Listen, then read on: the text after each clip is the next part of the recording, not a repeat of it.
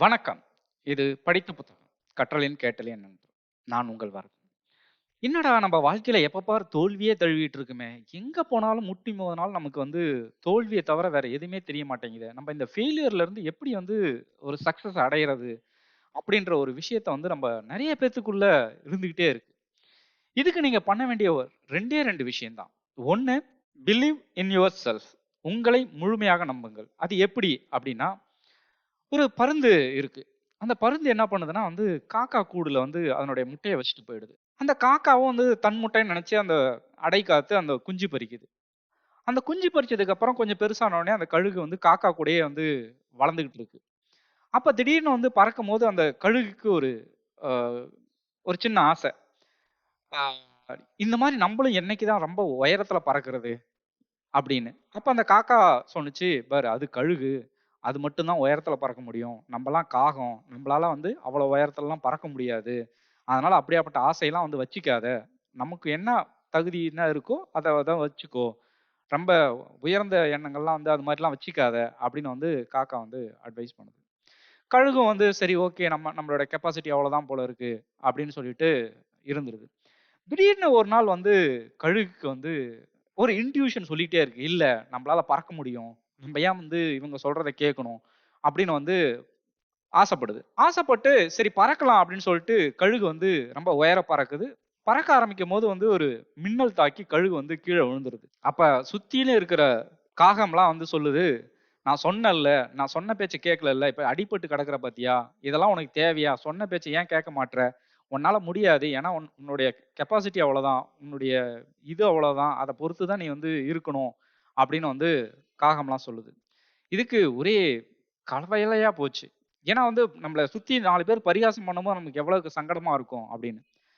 ஆனா அந்த கழுகுக்குள்ள அந்த இன்ட்யூஷன் விடவே இல்ல. இல்ல நம்மளால பறக்க முடியும், முடியும், முடியும்னு எண்ணிக்கிட்டே இருந்தது. சடனா ஒரு நாள் பயங்கரமா மேல பறக்க ஆரம்பிச்சது. அந்த மேகத்த கிழிச்சிட்டு பறக்க ஆரம்பிச்சது. அப்பதான் அந்த கழுகுக்கே தெரிஞ்சது, நான் காகம் இல்ல. நானும் ஒரு கழுகு தான். என்னால உயர பறக்க முடியும். யார் எது சொன்னாலும் நான் கேட்கக்கூடாது. நான் கழுகுன்றத நான் நம்பணும் அப்படின்னு அது சொல்லுது. அந்த மாரி தான் நம்ம எல்லா விஷயங்களும் முதல்ல முழுசா நம்பணும். நம்ம ஜெயிப்போம் அப்படின்னு முழுசா நம்ம நம்பணும். அதுக்கான முயற்சி எப்பயுமே அந்த தீ இருந்துகிட்டே இருக்கணும் நமக்குள்ள. 2வது விஷயம் ஃபெயிலியர் டூ சக்சஸ். ஃபெயிலியர்ல இருந்து எப்படி சக்சஸ் போறது அப்படின்னா, அதாவது தோல்வியே வெற்றியின் முதல் படி அப்படின்னு சொல்லுவாங்க. அத சொன்ன உடனே நெறைய பேத்துக்கு என்னன்னா, யோவ் என்னய்யா இது? எப்ப பார்த்து முதல் படி முதல் படின்னா எப்பதான் அடுத்த படிலாம் ஏறி போறது?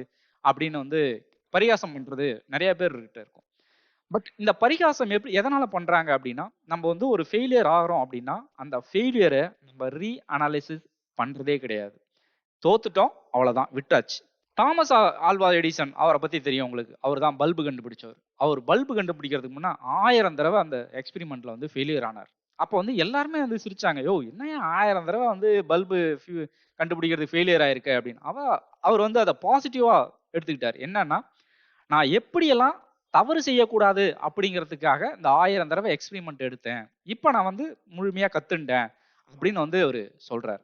இப்படித்தான் நம்ம ஒரு ஃபெயிலியர எப்படி பாசிட்டிவ் சக்சஸா மாத்தணும் அப்படின்றத தான் நம்ம பார்க்கணும்.